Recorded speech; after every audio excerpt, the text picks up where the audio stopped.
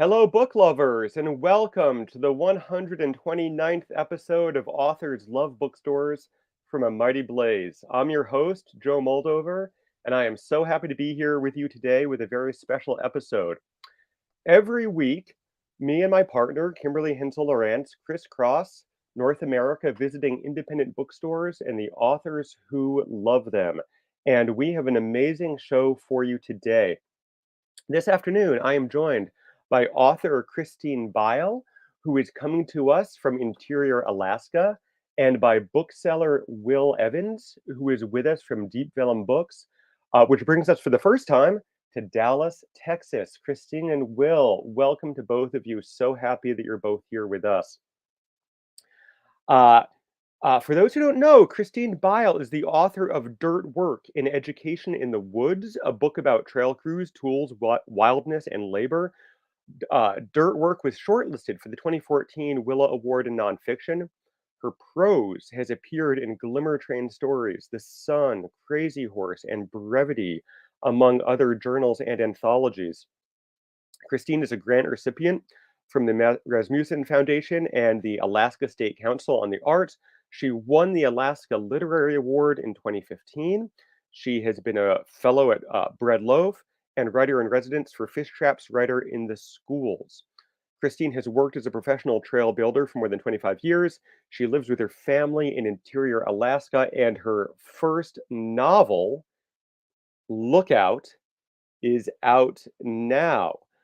Publishers Weekly calls Lookout a slow burning and poignant debut novel. Readers will find much to savor. Christine, congratulations on Lookout.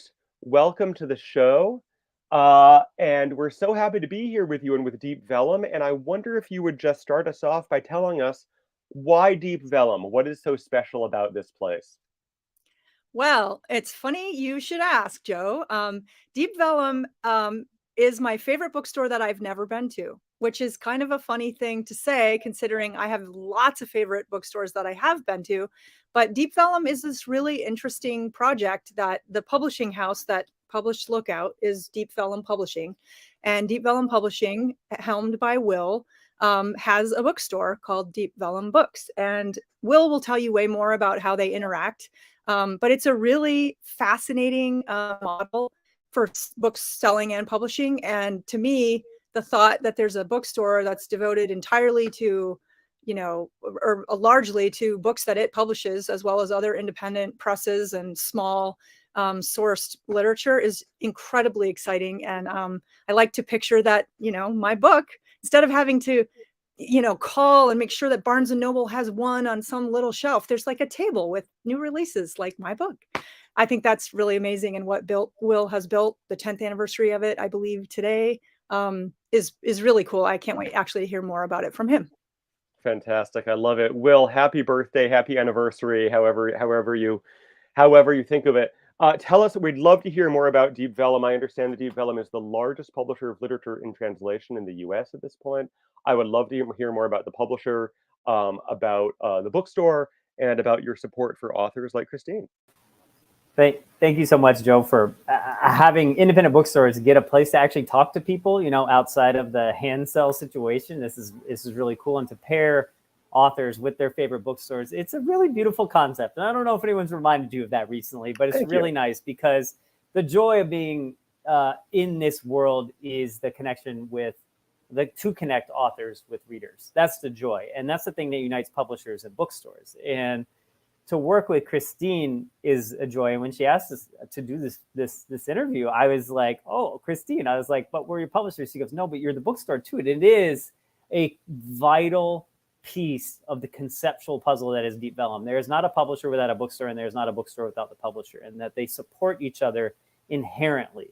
And for us, there's something really important about having bookstores in a city like Dallas. Dallas is the 9th biggest city in America, right? It's got 2 million people in the city limits, just the city limits. And when I moved to Dallas 10 years ago, there were 0 independent bookstores selling new books like Christine's in the city limits of Dallas, right? There was 2 Barnes and Nobles, and they weren't exactly selling indie presses at the time. At the time, things were changing.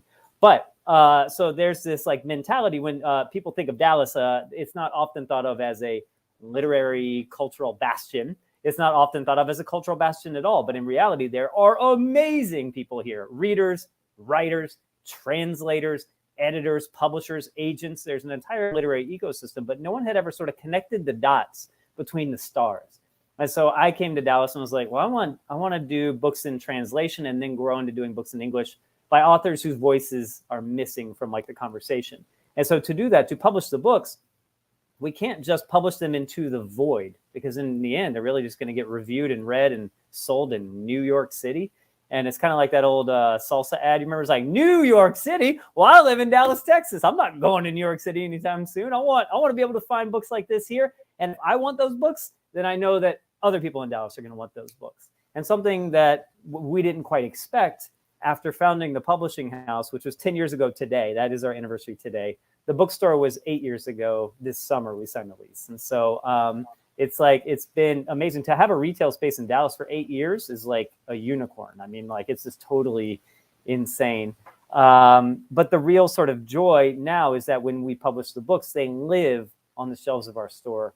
And about half of our inventory in the store is books that we publish. And the other half, like Christine said, are those books that are missing from other bookstores. That's our like ideal stuff. So you walk into our bookstore, man, we're not going to stock Prince Harry's biography, like, period. It's just like, it's a non-starter. We're not interested in it. We don't believe all books are created equal. I'll tell you that right now. And so we're like looking for the good stuff that's missing. And so you'll walk in our store and you'll see like a tiny chapbook of poetry on the front table alongside a hardcover from Grove Atlantic, right? Alongside, maybe Penguin did put out a good book this month. We'll have it there, right? But then we'll also have our favorite indie publishers from around the country. And then the real vital thing, and maybe even the main reason we have the bookstore, is for the events, to actually get the conversations going between readers and writers. And so that's our mission, is to bring the world into conversation through literature. So we do that by publishing the books, and then we do that by hosting events, and then also like selling the books. And so now our clientele is really interesting because, I don't know, it's still like 75% during the day are just like tourists to Dallas, because there are a lot of tourists here, and they don't know anything about Deep Vellum. They're just in this neighborhood, which is called Deep Ellum. It's like a cultural neighborhood filled with bars and music venues and retail shops, and it's really fun. And so they kind of pop in. But then like about 25% of people come in, they're like, we know about Deep Vellum and we want to see the store. And that's amazing. But then at night is when the locals come out to play. You know what I mean? So all of Dallas will come out at night for reading and writing, like presentations and workshops and classes and initiatives. And last night we had a concert in the store, like 3 small indie musicians. And then like we also had our backlist book club. And so something we love to do is like our bookstore manager, Riley Renhack, whom Christine met at AWP last month. And by the way, Riley sends her love, Christine. And like in the Just world, Riley and I'd be doing this together, but we both talk so fast that no one would be able to like follow it. It would be insane. So, but Riley like goes through and kind of picks older books from our list and then has a book club, and they dive deep into these older books. And it's cool to have a bookstore where like older books, like the age of a book is not the reason it's face out in our store. It's the quality of the book and where our vibe is that day. And so like Riley regularly goes around the store and is just moving things around. So again, the front table will have books that are brand new alongside what other people would call backlist, because for us, it's all this dialogue and this conversation that's happening. And so that's a long-winded way of just saying it's all about that connection between the readers and the writers. And so the bookstore and the publishing are the 2 ways to do that. So when you get a voice like Christine's, it's like, here's a way to introduce it to the world in our little corner of the world. I love it. I love so much about what you've said about it. Your event calendar is amazing, and I want to talk more about the events. But first, I want to come back to Christine for just a moment and talk a little bit more about Lookout. So, for the audience, for those of you who are watching us live online right now, or for those of you who watch us in future time, you can buy Lookout from Deep Vellum. We're dropping the link into the chat, so you can click that link, buy it right from the source, pick up a copy online, pick up some other books as well. Christine, for those who don't know, Lookout is the story of the Kinsler family. It is set in rural Montana. Tell us a little bit. Give us the elevator pitch for this book, so we know what's going on, and tell us what brought you to write this family narrative. Well, I'm notably bad at the elevator pitch, but I will talk my way through this book, which is the outside, the sort of most obvious thing to say about it is that it's a narrative of a Western Montana rural family making a life on the land. The way I think of it is if there was a category of the anti-Western Western, it would be there. As a reader, I have been formed by a lot of different paths, everything from Japanese syllabic poetry to Russian lit and translation to American Westerns were factored really big in my reading life as a kid.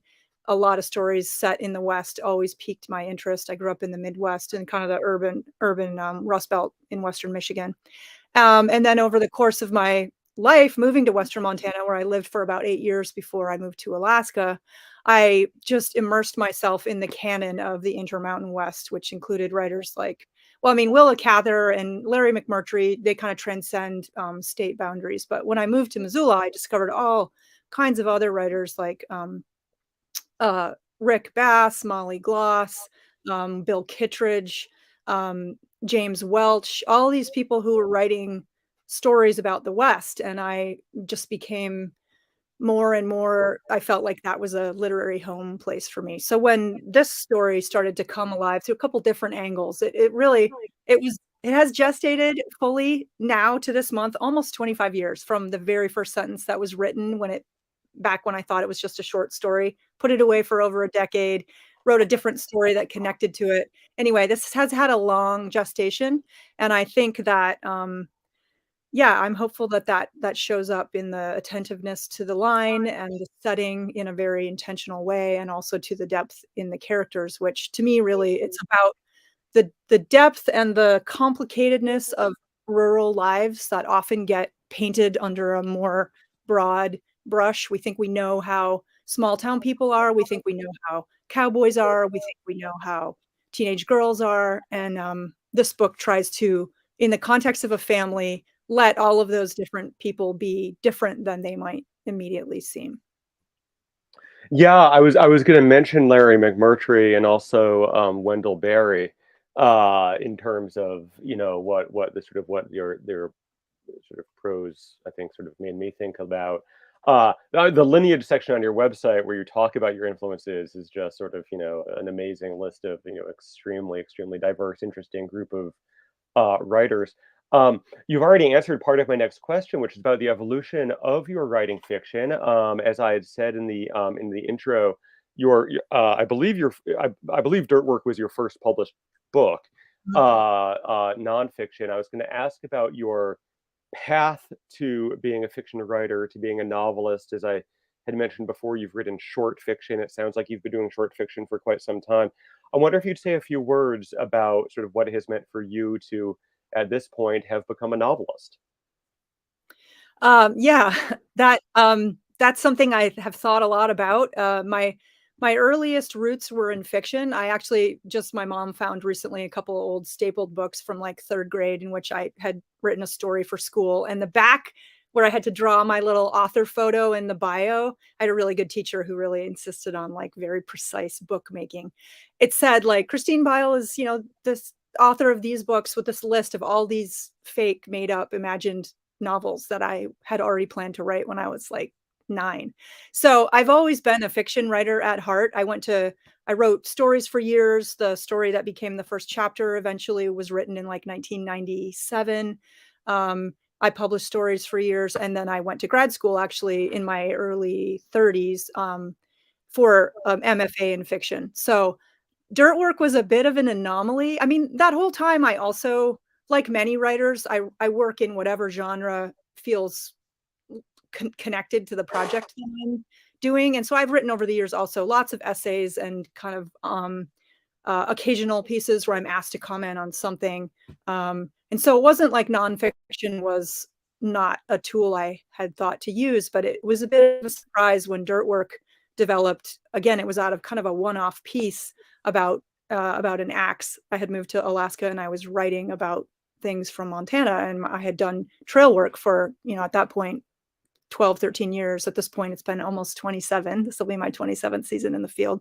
So I was drawn to write about tools. And then that captured something in my imagination about what it would be like to write about this really strange, beautiful subculture of seasonal trail workers, and most people don't even know they exist. So that book would never have been a novel. I wouldn't have written that as a novel in a million years. That light went on as a nonfiction, almost like a kind of an ethnography that's not ethnic, it's more culturally based. And so, yeah, I always hoped that I would write a novel, but I can't say that I had total confidence that I would be able to. So sometimes when you say novelist, I still hear that kind of like, whoa, yeah, I guess that's right. That's me. So, That's me.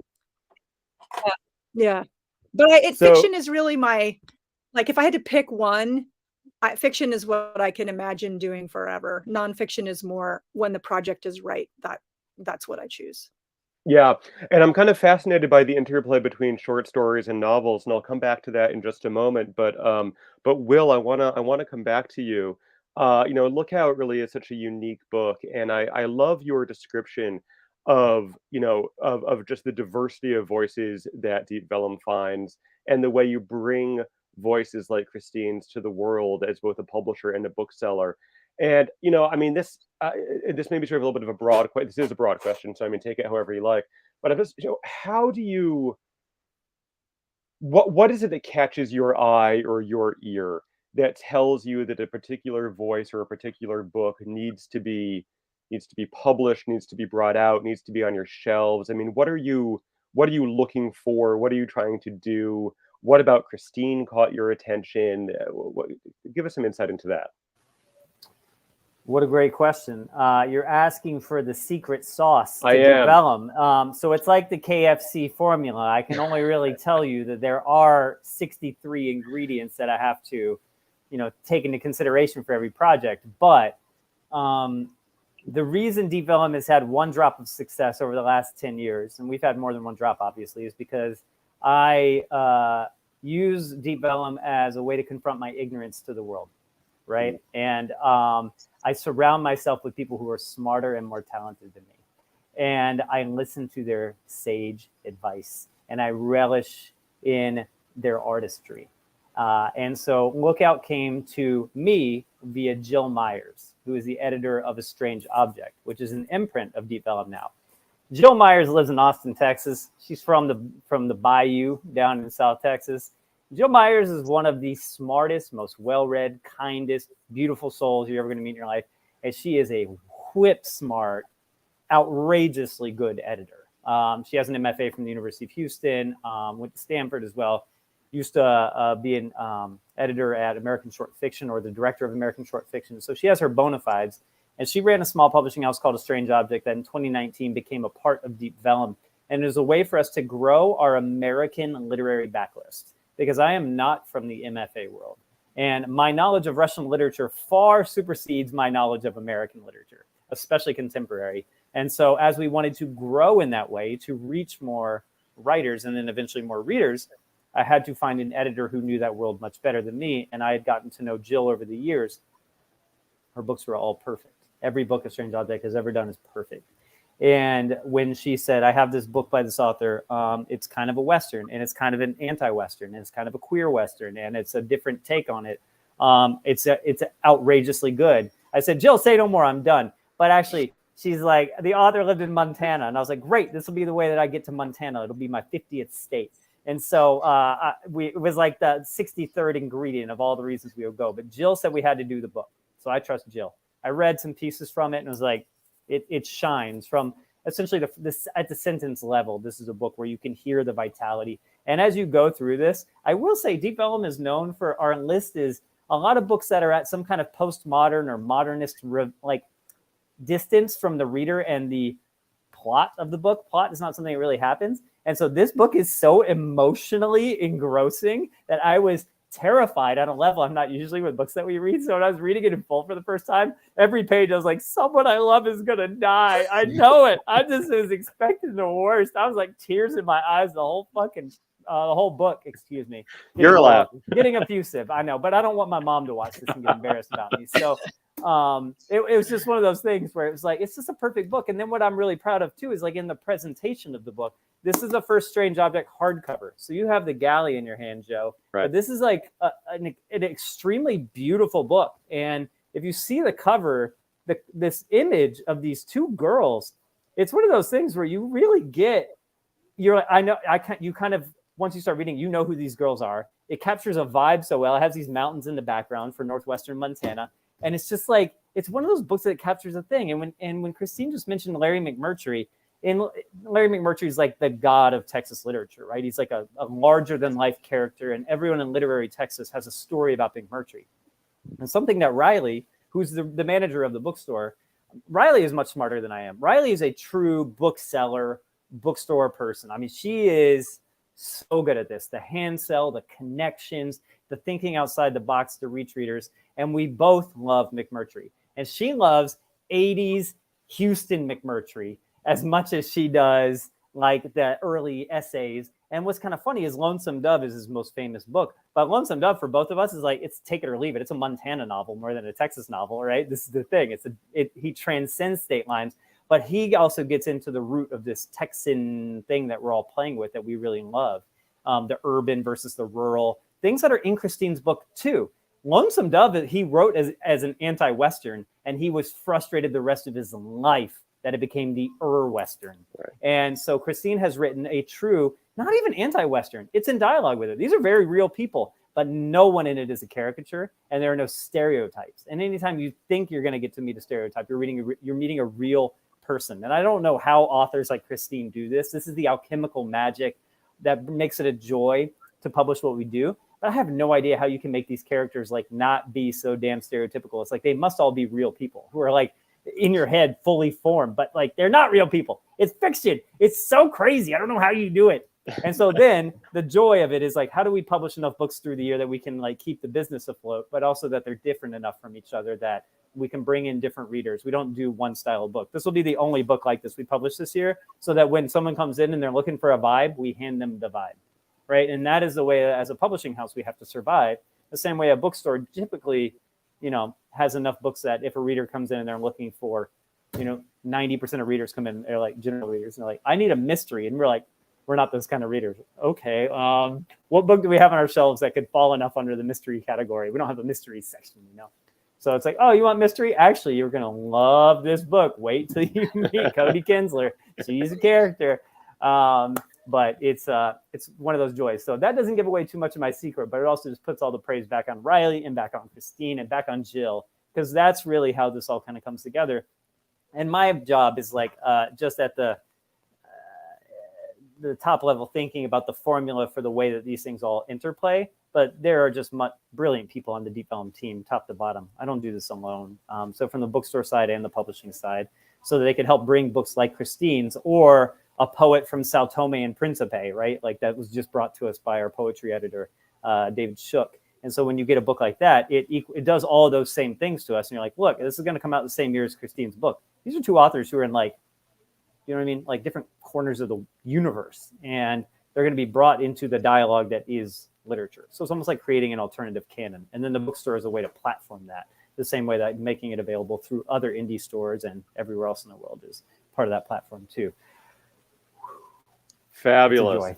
If I wasn't already holding a copy of Lookout, you would have like inspired me to go online and pick up a copy right now. I mean, Christine, like all of us writer, which by the way, to the audience, you can do because the link is right there in the chat, and indeed you should do it. Christine, like we should all have like a Will Evans Deep Vellum in our lives as writers to talk about our work and to champion our work. I mean, I know I'm like kind of sweating over here from the like I'm not even talking and I have performance anxiety, but well, I don't. Yeah, go ahead. Please. I know you have a lot more questions, but I want to amplify a couple things that Will said. One of which is the team, the entire team at Deep Vellum has been nothing short of amazing is a stupid word, but just original, grounded, unique. I just feel every time like I'm interacting with real people. And for me, writing a book that I didn't mention this in the earlier description of it, but one of the other kind of catchphrasey things that I use to describe it is that it's helping the Western pass the Bechdel test, which for those of you who are familiar with Alison Bechdel's test for film, there are two women in the same scene. They're talking to each other and they're speaking about something other than a connection through men. Now, of course, lots of women are connected through men, and there are wonderful connections through men, but that was used to show viewers and cultural consumers that 95% of films, when she coined that, don't meet that test. And very, very many Westerns don't either.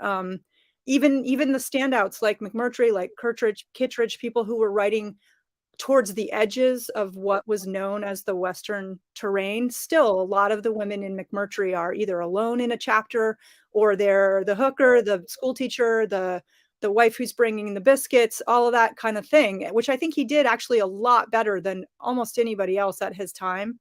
But I still wanted to find a way to write a Western that centered female characters in dialogue and in community with each other, also with men, but where there was something going on there that was more. And I didn't set out to do that, but my interests and my background and the way that found its way into story was key. And so what I want to bring that back to is, it was such a cool feeling for me with my debut novel. I'm 49, I'm a woman in the West, and Jill was my editor in her 40s. My agent is in her 40s from Portland. And we would have these design team meetings. The book cover was done by Kelly Winton, who's an amazing award-winning book designer.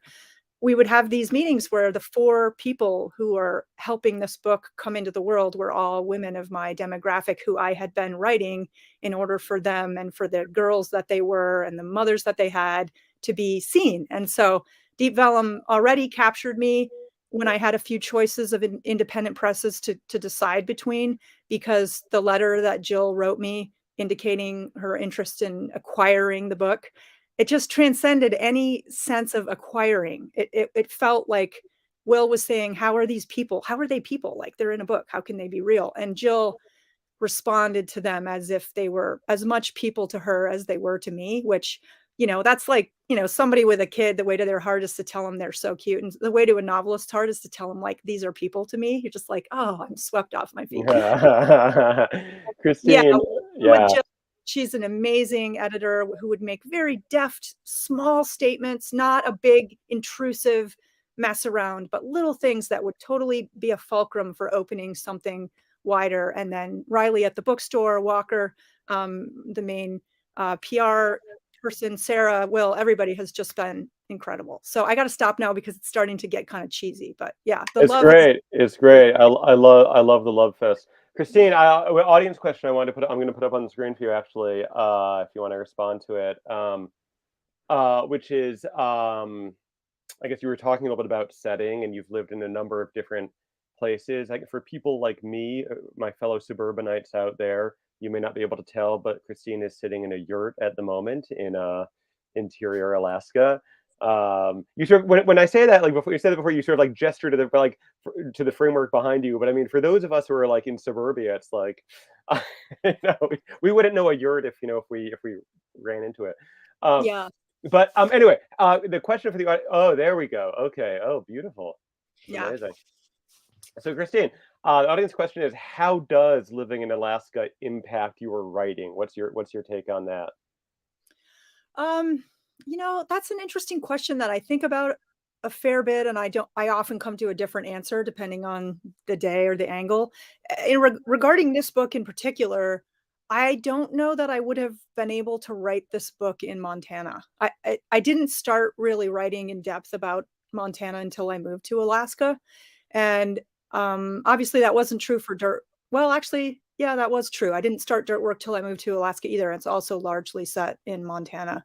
I think for me, there's something about place that is a very deep accrual over time. And so sometimes the entry that I need to look into a place that I think I know at great depth and without cliche comes at a bit of a distance.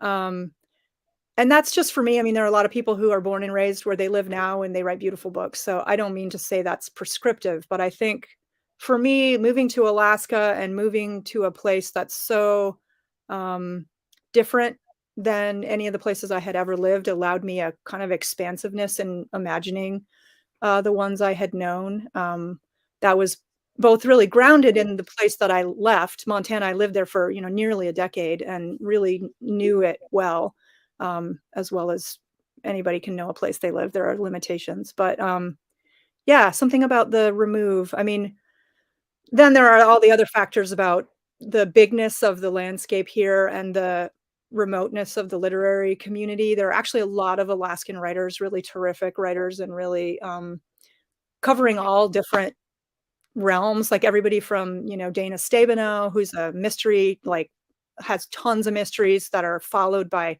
passionate readers.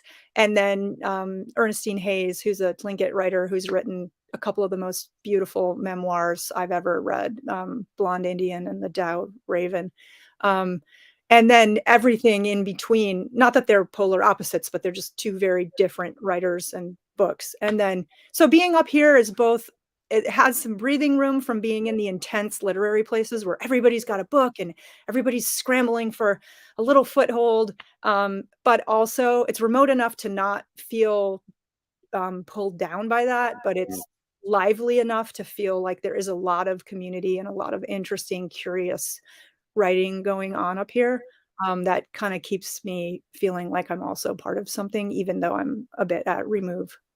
Fabulous. But how do you do it with the rhythms? It's dark half the year and then it's light half the year. There's no in between, right? Your writing rhythms must be so different between the sort of winter darkness and then you're about to have the white nights, and the sun doesn't really go down. For 3 months, actually, so. It's funny. There's snow on the ground here. It's going to be 6 below tonight. We have chest high snow drifts still, and it's light a lot. It's light almost 13 hours a day right now. So depending on where you are latitude wise, that your length of day or night will vary. At the very tippy top above the Arctic Circle, they might have pure dark for, a number of weeks.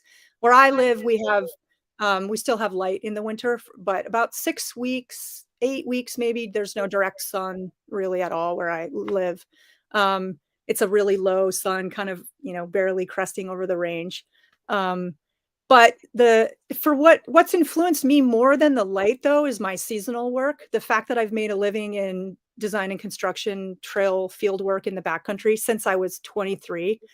All of my writing rhythms are based around that. I mean, I have 4 to 6 months where I'm indoors very little. I'm totally out of touch for up to 8 to 10 days at a time. When you're doing manual labor, it's not like you're keeping a little notebook at night where you're writing haiku. Like, it's exhausting. You're completely, for me anyway, completely consumed by that. And actually, I think that really got at why the gestation of this book was so long. All my books take me a really long time because basically I only have half the year to write. So I always say, like, oh, it really only took me 12 years, or it really only took me 5 years, because if I'd had a real 12 months to work every day like some people do, maybe I would have been faster. But on the other hand, I'm just embracing it now and I'm slow. That's fine. But a lot of the deep character work that I think people notice and that I was hoping to convey, like people with real nuance that felt like the way we know each other to be, happened because of so much of my writing time is ruminative. It's not drafting sentences. It's just thinking about these people while I'm hiking with a chainsaw on my shoulder, or while I'm eating with my crew around the wood stove at night, or while I'm just walking to get to the job site.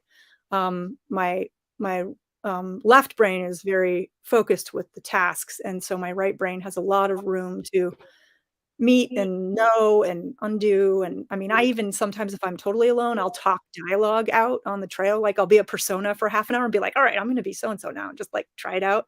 And so I think that a lot of that kind of writing is at the heart of Lookout and how it came to be. I think in a way that I never could have done if it had only been at the desk. That's really fascinating. It's really fascinating. Leah over on Facebook wonders if this is the first yurt on Authors Love Bookstores. It is. We've been to Alaska before, but Heather Lindy was in a house. So yes, this is our first yurt visit. Will, audience question for you. I'm going to put up. So you mentioned earlier, kind of in passing, that you don't come from an MFA background, but I believe you do come from an academic background. Just from my online stalking of you, you come from an academic background as a translator, that you've been a Russian scholar and Russian translator. And this question is, Which book of translation have you been most proud or excited to champion? I had to get my props. I'm sitting in, of course, a little office, and I'm actually across the street from the bookstore because this bookstore is tiny, and so the little office there is basically for shipping and receiving these days. And so I'm in a little co-working space across the street. So there's not any one. Every book of translation we've done is like, a child that I love equally. And until I had children, I always use that as some kind of like, just metaphor. People said, now I have 2 children I love equally, but very differently. You know what I mean? And so every book we publish is very similar to that. And the ones in translation, there's some that I'm really proud of that are some of our more popular books, I guess you could say. We had this book last year we published called Gray Bees by Andrei Kirkov. It just won the National Book Critics Circle Prize for translation. It was like a huge deal. And the book is selling extraordinarily well. We owe him a ton of royalties. So it's a success all around, right? But what's really cool about that is I studied Russian literature in university and then in graduate school. And I called DEEP VELLUM my PhD program. So I only got a master's degree in Russian culture. But in the Russian department, I was asking, why aren't these great Russian books I know about being translated to English? And then unlike most other Russian scholars in the history of the world, I said, if it's a problem in Russia, it must be a problem in Ukraine because I don't know really much Ukrainian literature, right? And so one of the first signings we had in 2013 was this Ukrainian author named Sergei Zhadan. So I'm proud of working with Sergei Zhadan. He's incredible, and he writes in Ukrainian. He was like our 4th author, and he writes in this language that we were trying to elevate. But also publishing Andrei Kirkov, who's Ukrainian but writes in Russian, was interesting because in grad school, my first semester, the very first book I ever read in Russian from beginning to end was a novel by Andrei Kirkov. And now we're his publisher, and it's just like a massive full circle honor, you know what I mean? To be able to work with people I studied in university. Last year, we published Vladimir Sorokin's Their Four Hearts. Sorokin is like, these people are in the rest of the world outside the US and maybe the whole outside of the English world. Authors are on another, artists in general are on like another tier. They're sort of between, gods and humans, and there's this respect for authors that I've been trained in. And to work with Kirkov and Sorokin, Christine, Yulia Timofeyeva writing in Belarusian. When was the last time you read something in Belarusian, right? To get to work with the translators, Valzhina Mort, Hanif Abdurakib. These are rock stars. Yulia Timofeyeva is like one of the greatest authors in the world. And you can see the Belarusian language in here. Like, this is not fair. Why do I get to do this? Look, Oksana Lutsishina, like how she writes in Ukrainian. This is her first book in English. She's a professor at UT Austin. Why is it up to DEEP VELLUM? Where are you at, Penguin Random House? You know what I mean? Like, this is insane. But I have to give a special shout out. And I know Riley Renhack will want me to do it too. The very first book we ever published is maybe the one I have to be most proud of because it's the book I founded DEEP VELLUM to publish, right? Like, which is essentially a book that looks at Texas from the Mexican perspective. It's based on a true story. It's historical fiction. This is also an anti-Western. This is very much a Western novel. And a couple of years ago, a book called Forget the Alamo got a ton of hype in the news because it was banned by the lieutenant governor here, who, in a foolish way. And the book Forget the Alamo was like a popular history, just taking from things that have been published and peer-reviewed elsewhere, but putting it out for the general public. And so that's why it became a scandal. But it was all facts. It wasn't like there was no opinion in the book. But it was all of it was old news to me because I had read this book and we published it first, which was essentially a story of the other Texas, the other history that we're not told. The title's kind of provocative intentionally, but like that's how it goes. But the book was extraordinary. And Carmen Bujosa in Mexico is a major author, but she also lives most of the year in New York. She's a New York writer. She's also a Mexican writer. You can be both. This cultural interplay. And when I founded DEEP VELLUM, I was like, the first book we have to publish should be a book about Texas written by a Mexican writer. That way you can show people in Texas our mission, what we want to do. Like, we're part of Latin America. Let's make it a whole thing. And it just so happened Carmen wrote this book the same 2013. It came out in Mexico the same year I founded DEEP VELLUM. So it was like the first book we signed. It was the first book we published. And we've now done 3 books by her with a 4th about to come out called The Book of Eve. And so this is translated by Samantha Schnee, who's like a native of Houston. She still lives in Houston. She founded Words Without Borders, one of the greatest resources for translations in English in the whole world. So which one am I most proud of? All of them. All of them. As a whole. And they're all beautiful. But you know, there's a joy that comes from working with authors who are really established, like Carmen, Sorokin, Kirkhoff, and then also like debut writers. It may be their first book they've ever published in their native language. And so diversity for us in our list is another one of those things that we like really look at intentionally. Like diversity checks a lot of boxes for us, like who you are, where you're from, how old are you, what's your background, but stylistically, diversity is really important to us too. And so all those books I just showed you are insanely different from each other. And it's like cool to have like the most recent book we published is an anti-Western and the first book we published is this anti-Western. They have nothing in common stylistically. They're two authors who've never read each other. But then as a conceptual project at Deep Vellum, they're now neighbors. And some reader one day is going to write a dissertation about this. Wow, this crazy editor in Texas put these two books together and it all makes sense. And you know what? That's how culture works, right? Like it's a beautiful thing. But without a Deep Vellum, who's going to publish some of these books? Man, it drives me crazy, Joe. So it's fun. So thank you for that great question. But oh my God, it's fabulous. Well, you know, I mean, this is the part of the show where we are selling books. We're deep into it now. We're running down on time. This is the part of the show where we remind the audience why we're here. All of these books that you're mentioning, Will, are going into the chat for people to pick up copies from Deep Vellum, and I encourage everybody watching us now and in the future to do it. Christine, tell us about what you're reading. What are you feeling excited about these days? What are some books that you would like the audience to know a little something about? I will do that in 1 minute, but can I just quick add the authorial perspective on what Will just Yeah, said? of course. Yeah. That got me so excited about, I mean, my first job at 14 was an independent bookstore, and independent bookstores have been a huge part of my, you know, growth and self as a writer and a reader. And I hope that anybody who's listening right now who feels as if mainstream publishing is not open to them or not working for them, or they've tried it and they're not, whatever.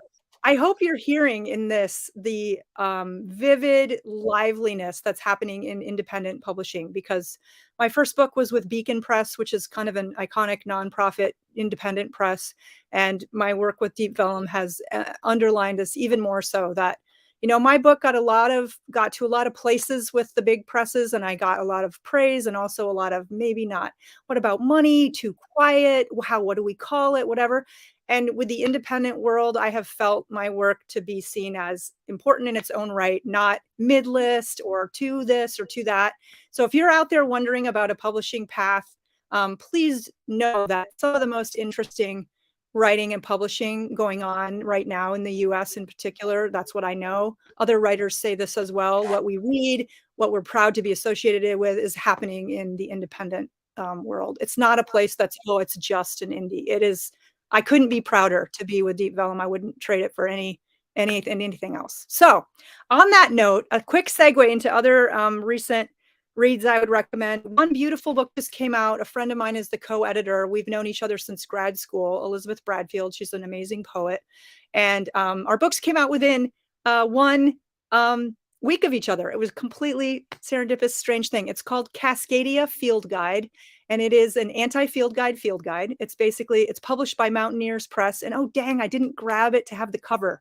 And now if I try to get it, I'm going to trip over the cord. It won't be good. So Cascadia Field Guide, it's edited by 3 poets, and C. Marie Furman, Derek Sheffield, and Elizabeth Bradfield, all of whom are amazing in their own right.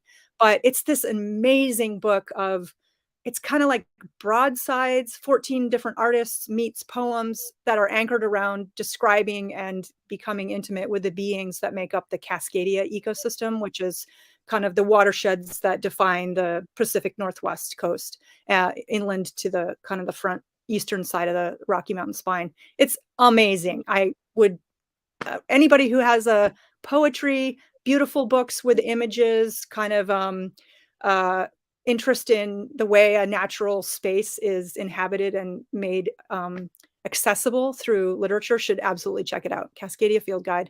And probably I used up my time. I have other recent reads that have been great, but that sounds fabulous. I love it. It sounds fabulous. Yeah, it's such a complete pleasure to speak to the two of you. Will, we always go out with the bookseller, last word to the bookseller, with our signature question. Success as an independent bookseller, and again, this is a 10th anniversary for you. I know for the publisher, but you've certainly been successful. I looked it up, by the way. It's the tin anniversary. 10th anniversary is tins or aluminum. So do something tinny to celebrate. Um, but success as an independent bookseller is part luck, part hard work, and part what else?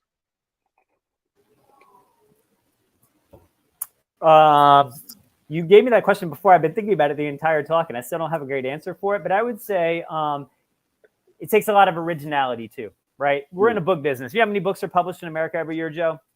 A lot, like 10,000 or something like that. Yeah.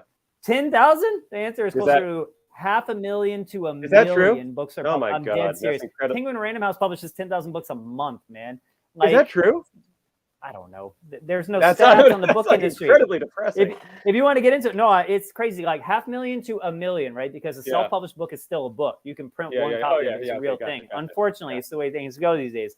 There are no stats on it because publishing loves to be a very opaque industry, as close to facts, reality, and statistics as possible. The bestseller list, fake, right? All this stuff is hype, smoke, mirrors coming out of New York City. So all that to say, to connect books with readers in an industry that is deluging all of us with garbage day in and day out, it takes some great originality to be able to remind people of the experience that comes from stepping into a retail space like a bookstore, to give them the step that they need forward in life, to go forward as a reader courageously, bravely, open-mindedly, empathetically, funly. What's the word? Like, have some damn fun at the same time. Books can be entertainment too. It doesn't always have to enlighten, for Christ's sake. Let's have a good time. And so when you step into the bookstore, for us, the originality is the vibe. Like when you walk in, people go, not like anywhere else I've ever been. That is the secret to our success. Not everybody has the same vibe, right? Some people want to do it the old-fashioned way. They want the front table to be bestsellers on the New York Times hardcover list. And let me tell you, to me, that is old-fashioned, and that's only one part of the puzzle. And so the whole thing for us is about trying to find the new ways to continue engaging with readers of all ages and never, ever talk down to a reader, no matter who they are or where they're from, to bring them into this world, because that book that you connect them with can put them on the path to changing the world, right? And so I believe in all sorts of cliches, like be the change you want to see in the world. And that's sort of what Deep Vellum was founded around. Like, oh, Dallas doesn't have any bookstores. You want me to cry about it and go wish I moved to Austin? No, we're just going to go open one and just do the thing in Dallas, Texas. And that's what the Deep Vellum model is. And the team that we have, everyone we've mentioned, that's what unites us all, is like, let's get more people into this so they can meet readers like Christine or Carmen Buyosa. And so that we could find a platform like this to wave our hands around and go, come on, yo, come on out to the party, man. We're having a good time. Join us. Well, I could like listen to you talk about bookselling and publishing all day. Sylvia over on Facebook loves it. Such great stuff. Thank you both so much for joining today and for having this conversation. I've loved every minute of it. I know the audience has as well. To the audience, please support independent bookselling, independent publishing, independent authors. Fabulous book. Look out, Christine Byl. Pick it up. Get a copy from Deep Vellum. The links are in the chat. Come back next week. We are going to be back here again, same time, same place next week for our 130th episode. We are bouncing all the way from Alaska to Hawaii for our first visit to Hawaii to the shop. Checking off the states on our list. Yeah, Sylvia says that Will, the real answer to the question is passion. I think that's absolutely Sylvia, right. we need help with marketing, obviously. Give me a call. Yeah, no, she's absolutely right. Thank you both so much. Christine, congratulations on the book. Will, congratulations on the 10th anniversary. To the audience, thank you for being here. Come back next week. Until then, stay well, keep reading.